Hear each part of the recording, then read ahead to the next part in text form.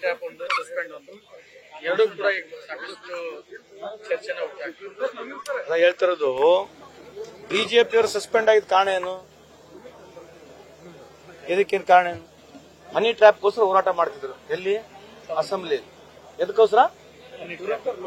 ಬಿಜೆಪಿಯವರು ಹನಿ ಟ್ರ್ಯಾಪ್ಗೋಸ್ಕರ ಹೋರಾಟ ಮಾಡಿ ಸಸ್ಪೆಂಡ್ ಆಗಿದ್ದಾರೆ, ಬೇರೆ ಯಾವ ವಿಷಯಕ್ಕಲ್ಲ. ಎದಕ್ಕೋಸ್ಕರ ಸಸ್ಪೆಂಡ್ ಆಗಿದ್ದಾರೆ?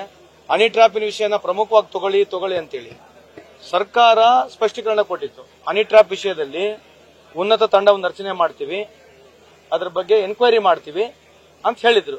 ಯಾರು? ಮುಖ್ಯಮಂತ್ರಿ ಹೇಳಿದ್ರು, ಹೋಮ್ ಮಿನಿಸ್ಟರ್ ಹೇಳಿದ್ರು. ಅದಾದ್ಮೇಲೆ ಇನ್ನು ಏನು ಮಾತಾಡಬಹುದು ಹೇಳ್ರಿ? ಹನಿ ಟ್ರ್ಯಾಪ್ ಬಗ್ಗೆ ಏನು ಮಾತಾಡಬಹುದು? ಅವರಿಗೆ ಮುಖ್ಯಮಂತ್ರಿಯವರ ಉತ್ತರಕ್ಕೆ ಇಂಟ್ರೆಸ್ಟ್ ಇರಲಿಲ್ಲ.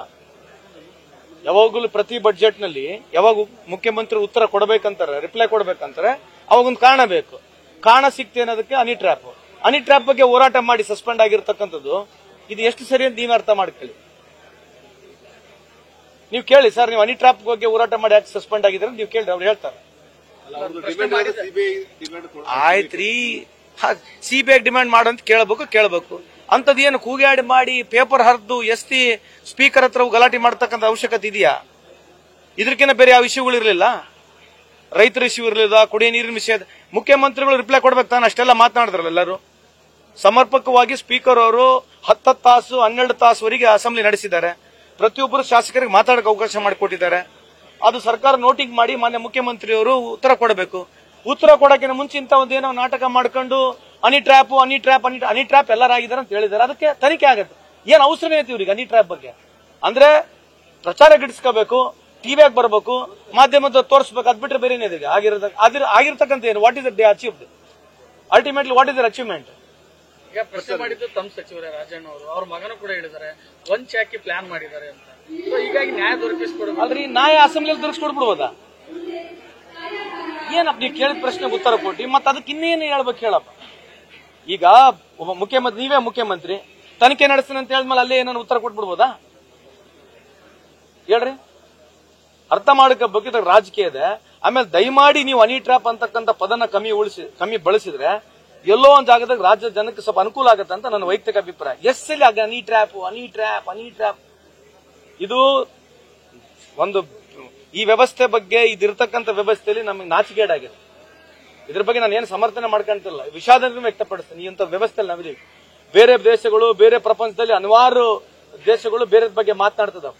ಮೊನ್ನೆ ತಾನು ಹೇಳಿದೆ, ಜಪಾನ್ ಅಂತಕ್ಕಂಥ ದೇಶ ಎಕ್ಸ್ಟ್ರಾ ಟ್ರ್ಯಾಕ್ ಬಗ್ಗೆ ಮಾತನಾಡ್ತಿದೆ.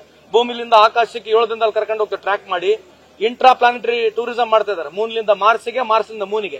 ಅದ್ರ ಬಗ್ಗೆ ಮಾತನಾಡ್ತಿರ್ತಕ್ಕಂಥ ದೇಶಗಳಿದಾವೆ.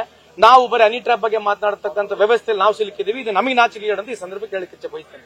ಸಿಚುವೇಶನ್ ಡಾರ್ವಿನ್ ಥಿಯರಿನಾಗ ಬಂದು ಸಿಕ್ಕಂಬಿಟ್ಟಿದೀವಿ. ಹಂಗಾಗಿ ನನಗೆ ವಿಷಾದ ಇದರ ಬಗ್ಗೆ. ಆದ್ರೆ ನೀವು ಕೇಳಿರ್ತಕ್ಕಂಥ ಪ್ರಶ್ನೆಗೆ ಇಷ್ಟೇ ಉತ್ತರ ಕೊಡ್ಲಿಕ್ಕೆ ಆಗತ್ತೆ. ಇದ್ರ ಮೇಲೆ ನನಗೆ ಯಾವ್ದು ಉತ್ತರ ಇಲ್ಲ ಅಂತ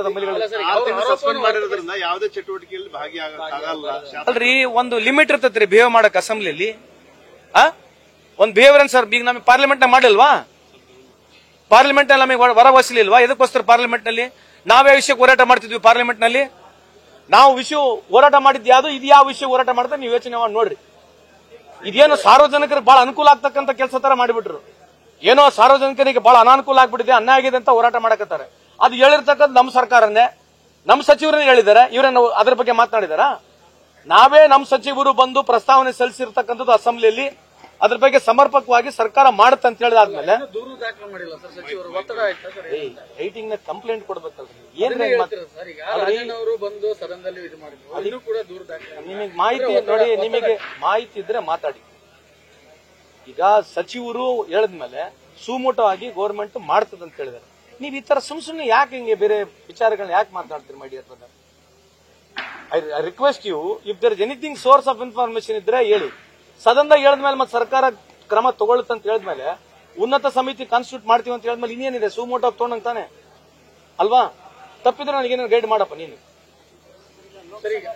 ಈಗ ಬಿಜೆಪಿ ಆರೋಪನ ಹೊರತುಪಡಿಸಿ 48 ಜನ ಪ್ರಭಾವಿಗಳು ಸರ್ ಈಗ ಈ ರೀತಿಯಾಗಿ ಮಾಡ್ತಾ ಹೋದ್ರೆ ರಾಜಕಾರಣ ಎಲ್ಲಿಗೆ ಹೋಗುತ್ತೆ? ನೀವು ತೋರ್ಸೋದ್ ಕಮ್ಮಿ ಮಾಡಿದ್ರೆ ಸಾಕಾಗತ್ತೆ ನಮಗೆ. ರಾಜಕಾರಣ ಜೊತೆಗೆ ನೀವು ಇದ್ರ ಬಗ್ಗೆ ಚರ್ಚೆ ಸೊನ್ನೆ ಮಾಡಿಬಿಡ್ಬೇಕು. ಇಂಥ ವಿಷಯಗಳು ನನ್ನ ಪ್ರಕಾರ ಸೆನ್ಸಿಟಿವ್ ಆಗಿರ್ಬೇಕು. ಇಂಥ ವಿಷಯಗಳಲ್ಲಿ ಕೂಡ ನಾನೇನ್ ತೋರಿಸ್ಬೇಡ್ರಿ ಅಂತ ಹೇಳಲ್ಲ, ಇದನ್ನ ಪ್ರಮುಖವಾಗಿ ತೋರಿಸ್ತಾ ಹೋದ್ರೆ ಇದೇನು ಸಾರ್ವಜನಿಕರಿಗೆ ನಾನು ಅನುಕೂಲ ಆಗ್ತಕ್ಕಂಥದ್ದಲ್ಲ. ಇದು ಒಂದು ನಿಮಿಷ ಮಾತಾಡಕ್ ಬಿಡ್ರಿ. It's a diminishing of a society. ಇದು ಬಿಜೆಪಿ ಕಾಂಗ್ರೆಸ್ ಅಂತಲ್ಲ, ಈ ವ್ಯವಸ್ಥೆಯಲ್ಲಿ ಈ ತರ ಮಾತನಾಡೋದು ನಮಗೆ ನಾಚಿಕೆ ಆಗ್ತದೆ. ಅದ್ರ ನೀವು ಸ್ವಲ್ಪ ಕೇಳೋದು ಕಮ್ಮಿ ಮಾಡ್ಬಿಟ್ರೆ ನಾವು ಒಳ್ಳೇದಾಗತ್ತೆ ಅಂತ ನನ್ನ ಅಭಿಪ್ರಾಯ. ಅದಾದ್ಮೇಲೆ ನೀವು ಕೇಳಿದ್ರೆ ಕೇಳಿ ಸರ್. ನ್ಯೂಸ್ ಫಸ್ಟ್ ನಿರ್ಭೀತಿಯಿಂದ ನಿಮ್ಮ ಪರವಾಗಿ.